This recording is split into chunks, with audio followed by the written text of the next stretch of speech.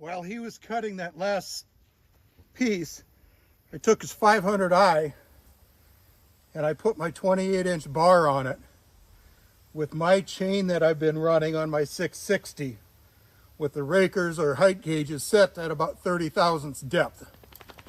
So it's an extremely aggressive chain, and this is another video that we were going to do today to show what happens when you overcut your height gauges 30 thousandths versus a factory chain that's about 25 thousandths.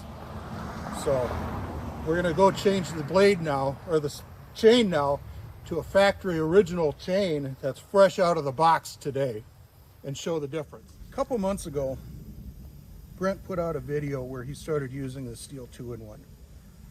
2 years ago, I bought myself my first real chainsaw, if you want to call it that, which was a Stihl MS362. When I bought that, I got a 2-in-1 myself to go with it. I've since added one for my MS180 also. And I've come to love them, and I've come to hate them. And the love is, it makes it really easy to get the gullet and sharpen these things really good, and it's a quick field expedient way to do it. The problem is, like I said earlier, this chain here, which was the first one that we used in this video, the height gauges or rakers, whatever you want to call them, because I used the 2-in-1 in it before I realized what it was doing, my height gauges got cut down to the point where they're between 30 and 35 thousandths below the tooth. Okay? What does that mean? On a height gauge like this, for cutting the rakers, this is set for 25 thousandths. So if you come in here and you measure your height gauge, you'll see that height gauge is stopped by the 25 thousandths. Can you focus in on that? Yep. So that people can see where we're talking about there for height? Yep. 025. Okay. This is my chain, the first one that we used, where the height gauge is set at about 30 to 35 thousandths. And I measure that, I mean,